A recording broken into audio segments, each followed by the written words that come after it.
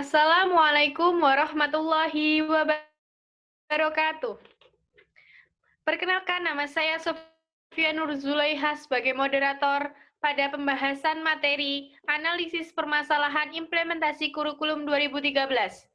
Di sini, nama anggota kelompok kami ada 5, yaitu yang pertama, Farahdina Eka Putri dengan NIM A21019053. Yang kedua, Sofia Nur Zulaiha, saya sendiri dengan NIM A2101900056. Yang ketiga, Devi Rahmawati dengan NIM A2101900058. Yang keempat, Novitan Wulandari dengan NIM A2101900061, dan yang terakhir, Salsabila Rofidah Mumtaz dengan NIM A2101900064. Di sini kita akan membahas tentang mengenai analisis permasalahan implementasi kurikulum 2013. Saya sendiri akan membahas poin pertama dan poin kedua. Poin pertama yaitu menjelaskan kurikulum 2013.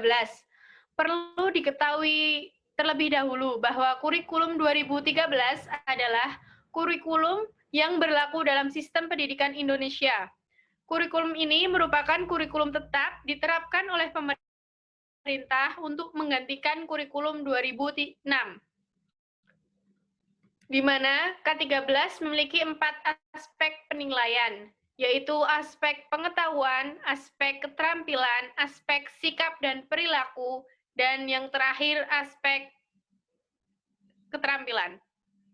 Di dalam kurikulum 2013, terutama di dalam materi pembelajaran, terdapat materi yang dirampingkan dan materi yang ditambahkan. Dalam implementasi kurikulum 2013, pendidikan karakter dapat diintegrasikan dalam seluruh pembelajaran pada setiap bidang studi kurikulum 2013. Dikembangkan atas 2 teori, yaitu teori pendidikan berdasarkan standar atau standar-based education dan teori kurikulum berbasis kompetensi atau competency-based kurikulum. Yang artinya, pendidikan berdasarkan standar menetapkan adanya standar nasional sebagai kualitas minimal warga negara yang dirinci menjadi standar isi, standar proses, standar kompetensi kelulusan, standar pendidik dan tenaga kependidikan, standar sarana dan prasarana, dan lain-lain. Yang kedua yaitu kurikulum berbasis kompetensi, dirancang untuk memberikan pengalaman belajar yang seluas-luasnya bagi peserta didik dalam mengembangkan kemampuan untuk bersikap, berpengetahuan, berketerampilan, dan bertindak. Selanjutnya, poin kedua, yaitu pengurangan mata pelajaran. Di sini yang dikurangkan itu hanya 2, yaitu pada tingkat SD dan SMP. Untuk SMP, yang semulanya mempunyai 12 mata pelajaran, pada kurikulum 2013 hanya akan mempunyai 10 mata pelajaran, di antaranya pendidikan agama Islam, kewarganegaraan, bahasa Indonesia, matematika, IPA, IPS, bahasa Inggris, seni budaya, pendidikan jasmani dan kesehatan, dan yang terakhir prakarya. Kemudian, untuk jam pelajaran, kurikulum baru ini akan menambah panjangnya jam pelajaran. Untuk siswa kelas 1 SD, dari 26 per minggu menjadi 30. Untuk kelas 2, dari 27 menjadi 32. Sedangkan untuk kelas 3, dari 28 menjadi 34, sementara 4, 5, dan 6 dari 32 menjadi 36 per minggu. Kemudian, di sini saya akan menjelaskan tentang aspek-aspek atau struktur-struktur yang ada dalam kurikulum SD, SMP, dan yang terakhir SMA, SMK. Yang pertama, struktur kurikulum SD terbagi menjadi 2, kelompok A dan kelompok B.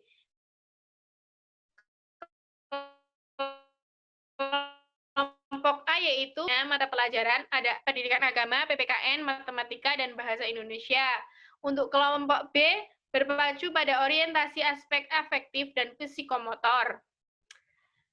Mata pelajarannya yaitu seni budaya keterampilan, penjaskes, integrasi konten IPA dan IPS.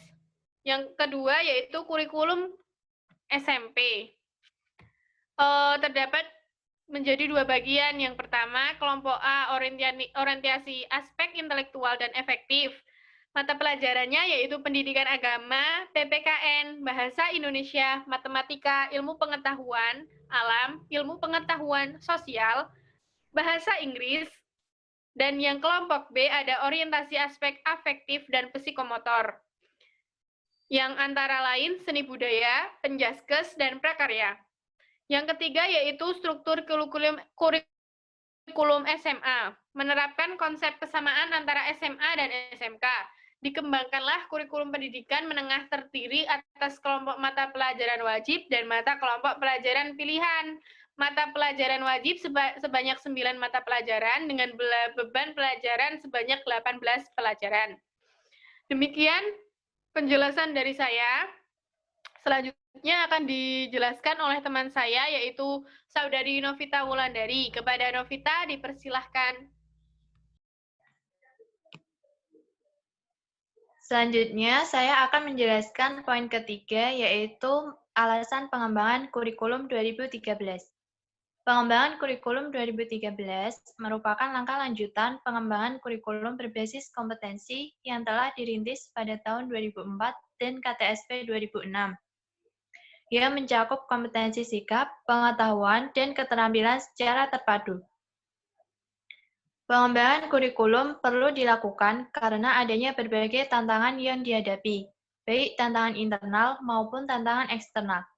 Tantangan internalnya antara lain terkait dengan sosial akibat faktor perkembangan penduduk Indonesia dilihat dari pertumbuhan penduduk usia produktif. Sedangkan untuk tantangan eksternal yang dihadapi antara lain, yang pertama, tantangan masa depan yang harus dihadapi dan tidak bisa dihindari. Di antaranya meliputi arus globalisasi, masalah lingkungan hidup, kemajuan teknologi dan informasi, kebangkitan industri kreatif dan budaya, konvergensi ilmu dan pendidikan, ekonomi berbasis pengetahuan, dan perkembangan pendidikan di tingkat internasional. Di era globalisasi juga akan terjadi perubahan-perubahan yang cepat. Dunia akan semakin transparan, terasa sempit, dan seakan tanpa batas. Hubungan komunikasi, informasi, dan transportasi menjadikan satu sama lain menjadi dekat sebagai akibat dari revolusi industri dan hasil pengembangan ilmu pengetahuan dan teknologi. Arus globalisasi juga akan menggeser pola hidup masyarakat dari agraris dan perniagaan tradisional menjadi masyarakat industri dan perdagangan modern, seperti dapat terlihat di WTO, ASEAN Community, APEC, dan AFTA. Tantangan masa depan juga terkait dengan pergeseran kekuatan ekonomi dunia, pengaruh dan imbas teknosains, serta mutu, investasi, dan transformasi pada sosial pendidikan.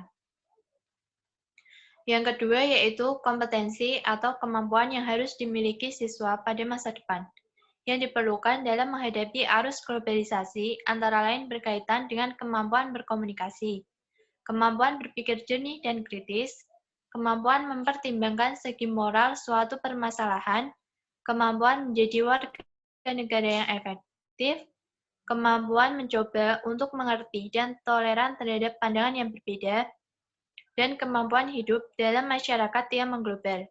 Di samping itu, generasi Indonesia juga harus memiliki minat luas dalam kehidupan, memiliki kesiapan untuk bekerja, memiliki kecerdasan sesuai dengan bakat atau minatnya, dan memiliki rasa tanggung jawab terhadap lingkungan.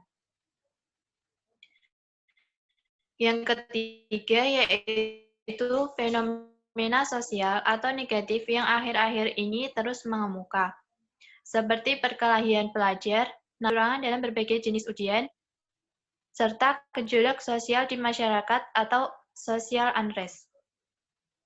Fenomena sosial tersebut terjadi akibat kurangnya karakter dalam pembelajaran. Pernyataan tersebut didukung persepsi masyarakat bahwa pembelajaran terlalu menitikberatkan pada kognitif. Beban siswa terlalu berat dan kurang bermuatan karakter. Sehingga untuk menjawab tantangan eksternal ini perlu diterapkan adanya bentuk penyempurnaan diri individu secara terus-menerus dan melatih kemampuan diri demi menuju ke arah hidup yang lebih baik, serta untuk memperbaiki karakter manusia yang perlu ditanamkan sejak dini guna mencetak generasi berakhlak dan bermoral Pancasila yang masih dalam lingkup revolusi mental. Dengan demikian, yang mendasari dikembangkannya kurikulum 2013 bertujuan untuk mendorong peserta didik atau siswa mampu lebih baik dalam melakukan observasi, bertanya, bernalar, dan mengomunikasikan atau mempresentasikan yang diperoleh atau diketahui setelah siswa menerima materi pembelajaran. Sekian penjelasan dari materi saya tentang alasan pengembangan kurikulum 2013.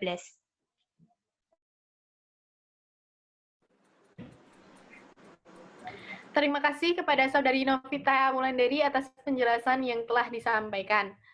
Selanjutnya, penjelasannya akan disampaikan oleh Saudari Farahdina Eka Putri. Kepada Saudari Dina, saya persilahkan.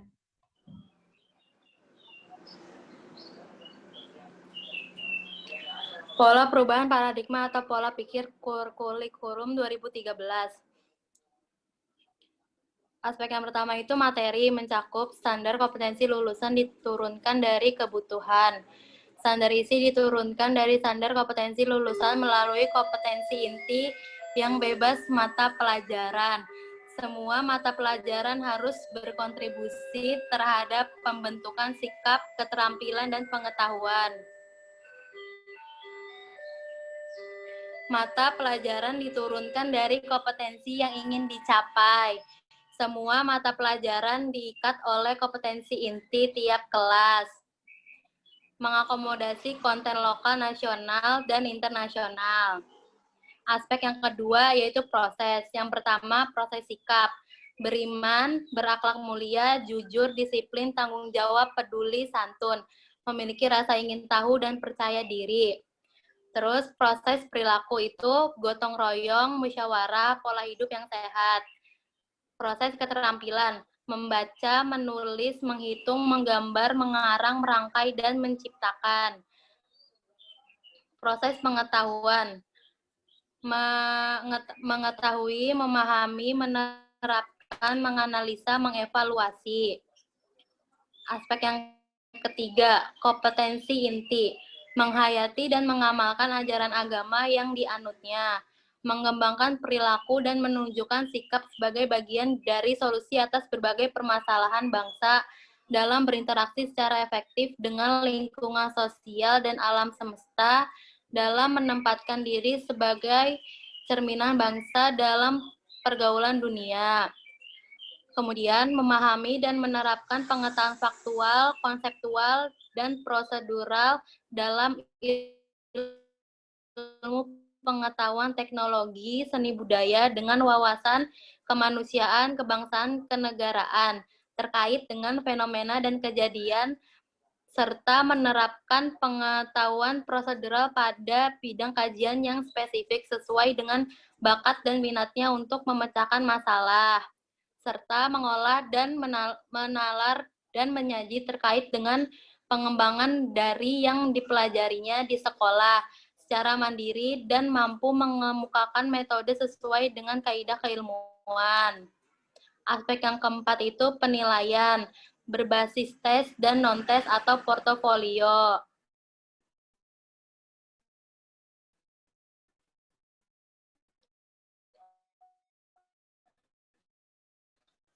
Menilai proses dan output dengan menggunakan authentic assessment. Autentik secara signifikan atas dan pengetahuan. Rapor memuat penilaian kuantitatif tentang pengetahuan dan deskripsi kualitatif tentang sikap dan keterampilan. Sekian penjelasan dari saya tentang pola perubahan paradigma atau pola pikir kurikulum.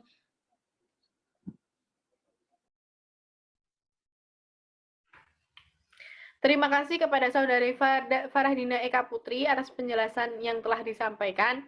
Selanjutnya ada penjelasan yang kelima, yaitu akan disampaikan oleh Saudari Salsabila Rofidah Mumtaz. Kepada Salsa dipersilahkan.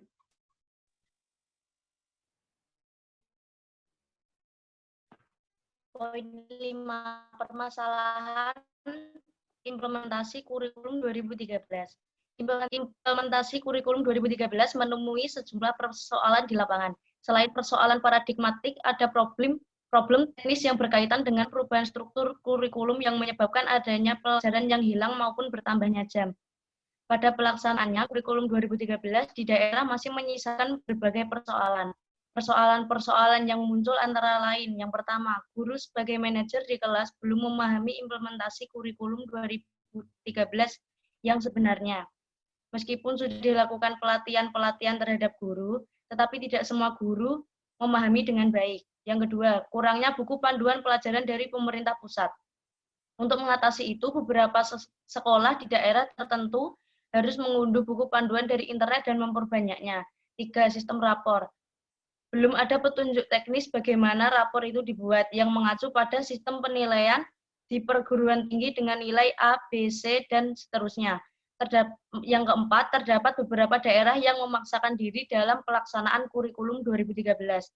Lalu ada persoalan lainnya, yang pertama penjurusan di SMA yang dimulai begitu murid masuk di SMA kelas 1 menimbulkan persoalan manajerial yang baru terhadap persyaratan pemilihan jurusan atau minat. Masalah pemilihan jurusan sebaiknya disosialisasikan di kelas 3 SMP, agar ketika murid lulus SMP, mereka sudah memiliki gambaran mengenai jurusan atau minat yang akan diambil saat masuk SMA. Yang kedua, soal penambahan jam pelajaran di semua jenjang pendidikan juga inkonsisten antara latar belakang penambahan dan penerjemahannya dalam struktur kurikulum. Problem lain yang dimunculkan dari penambahan jam yaitu makin menghilangkan otonomi sekolah karena waktu yang tersedia untuk mengembangkan kurikulum sendiri semakin sempit. Bagi sekolah-sekolah swasta, kurikulum baru jelas menimbulkan beban baru bagi yayasan karena harus memfasilitasi peningkatan kualitas guru melalui pelatihan, pengadaan perpustakaan yang lengkap, dan pendidikan tambahan guru agar dapat mengimplementasikan kurikulum baru secara baik, dengan biaya ditanggung sendiri oleh yayasan yang ujungnya akan dibebankan kepada para wali murid. Selanjutnya akan dibahas oleh teman saya.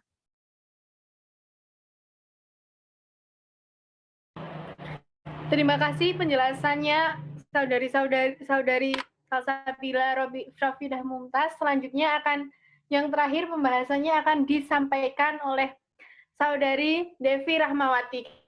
Kepada Devi dipersilahkan. Selanjutnya untuk poin terakhir yaitu nomor 6 tentang kekuatan dan kelemahan kurikulum 2013. Kekuatan dari kurikulum 2013 yang terdiri atas 1. Mendorong pada aspek kreativitas dan inovasi pada anak didik sebagai upaya pengembangan karakter yang telah tertuang dalam program studi yang ada. 2. Pendidikan karakter. Pendidikan karakter itu juga penting karena akan diintegrasikan menjadi satu. Misalnya, pendidikan budi pekerti dan karakter harus diintegrasikan ke semua program studi. Yang ketiga, tidak ada perbedaan antara anak desa atau kota. Anak di desa cenderung tidak diberi kesempatan untuk memaksimalkan potensi-potensi mereka. Potensi siswa itu perlu dirangsang dari awal, misalnya melalui jenjang pendidikan anak usia dini. Yang keempat, guru terus dipacu kemampuannya. Guru dapat dipacu kemampuannya dengan melalui pelatihan-pelatihan dan pendidikan calon guru untuk meningkatkan kecakapan profesionalisme secara terus-menerus. Sedangkan kelemahan dari kurikulum 2013 antara lain. Yang pertama, bertentangan dengan Undang-Undang Nomor 20 Tahun 2003. Undang-Undang Nomor 20 Tahun 2003 berisi tentang sistem pendidikan nasional, karena penekanan pengembangan kurikulum hanya didasarkan pada orientasi pragmatis, serta kurikulum 2013 itu tidak didasarkan pada evaluasi dari pelaksanaan kurikulum tingkat satuan pendidikan atau KTSP 2006, sehingga dalam pelaksanaannya bisa membingungkan guru dan pemangku pendidikan. Yang kedua, guru tidak terlibat langsung dalam pengembangan kurikulum 2013. Karena dalam hal ini, pemerintah itu tidak melihat seolah-olah guru dan siswa mempunyai kapasitas yang sama. Yang ketiga, tidak seimbang antara orientasi proses dan hasil. Maksud dari tidak seimbangnya antara orientasi proses dan hasil di sini yaitu keseimbangan itu sulit dicapai karena kebijaksanaan ujian nasional masih diberlakukan. Ujian nasional ini hanya mendorong orientasi pendidikan pada hasil dan sama sekali tidak memperhatikan proses pembelajaran. Sehingga dalam hal ini dapat berdampak pada dikesampingkannya mata pelajaran yang tidak diujikan dalam ujian nasional. Padahal mata pelajaran non-ujian nasional juga memberikan kontribusi besar untuk mewujudkan pendidikan. Yang keempat, pemerintah mengintegrasikan mata pelajaran ilmu pengetahuan alam (IPA), ilmu pengetahuan sosial (IPS), dan mata pelajaran bahasa Indonesia untuk jenjang pendidikan dasar. Tidak tepat, karena rumpun mata pelajaran itu berbeda. Dalam pengintegrasiannya, mata pelajaran bahasa Indonesia sifatnya sentralistik. Bahasa Indonesia menjadi pusat integrasi dari mata pelajaran IPA dan IPS di sekolah dasar. Maksud dalam pengintegrasian ini yaitu ketika guru menyampaikan pelajaran bahasa Indonesia, yang tersampaikan saat itu tidak hanya materi bahasa Indonesia, tetapi juga ada IPS dan IPA di dalamnya. Hal ini mungkin dapat dilihat pada teks-teks wacana yang biasa digunakan dalam pelajaran bahasa Indonesia. Cukup sekian penjelasan saya mengenai poin terakhir yaitu kekuatan dan kelemahan kurikulum 2013. Itulah penjelasan tentang analisis permasalahan implementasi kurikulum 2013 dari kelompok kami. Kurang lebihnya kami mohon maaf. Wabillahi taufik wal hidayah. Wassalamualaikum warahmatullahi wabarakatuh.